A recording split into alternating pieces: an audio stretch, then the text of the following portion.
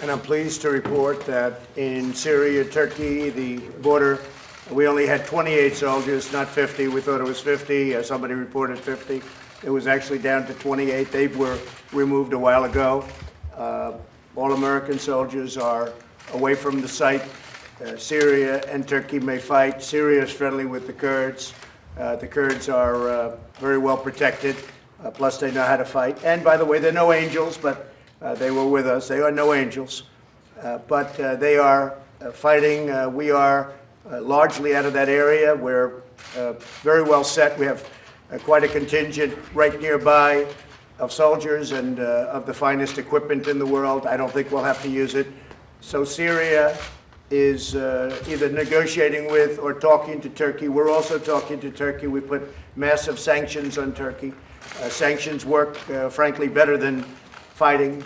Certainly when you're down to 28 people, we're not going to be fighting. We don't want to fight anyway. I don't think there's any reason to, from the United States standpoint. Now, as to Syria wanting to take back their land, that's a whole different story. If Syria wants to fight for their land, that's up to Turkey and Syria, as it has been for hundreds of years. They've been fighting, and the Kurds have been fighting for hundreds of years. That whole mess, it's been going along for a long time. Syria may have some help with Russia, and that's fine. It's a lot of sand. They've got a lot of sand over there, so there's a lot of sand that they can play with. But we were supposed to be there for 30 days. We stayed for 10 years, and it's time for us to come home. We're not a policing agent, and it's time for us to come home. But we're working with Turkey. We're working with talking to everybody in the area, whatever we can do to keep it stable or stabilize it as much as possible, knowing that it's possibly never going to be very stable. And I think we're in a very good position in the Middle East. I think we're very, very strong in the Middle East. Iran is going to hell. Their economy is in deep trouble. Their GDP went down 20%, which nobody ever even heard of before, probably 25%. We'll be talking to Iran also. They want very much to talk. The sanctions with Iran, all of the things that we've done, including some tariffs and different things having to do with countries that are dealing with them, that we put on. All of the economic sanctions are working very well. So Iran will be an interesting case, but we'll see. They want to talk. We'll see whether or not they talk. If they talk, good. And if they don't talk, that's okay, too. But I think we're doing a very good job in the sense of strategically. We have Syria talking about their land. It's not our land. Turkey has gone into Syria. And if Turkey goes into Syria, that's between Turkey and Syria. It's not between Turkey and the United States, like a lot of stupid people would like you to believe.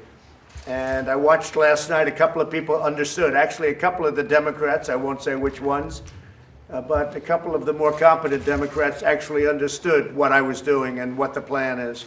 But really the plan is to get out of endless wars, to bring our soldiers back home, to not be policing agents all over the world. If you look at other countries, Russia, China, they don't have countries to take care of. We're close to 90 countries in one form or another. We're in 90 countries all over the world policing, and frankly, many of those countries, they don't respect what we're doing. They don't even like what we're doing, and they don't like us. So we're looking all over the world. There's tremendous amounts of money, manpower, lives that we save by doing it much differently. If people aren't respecting what we're going to be doing, that's too bad. You read where we're sending some troops to Saudi Arabia. That's true, because we want to help Saudi Arabia. They have been a very good ally.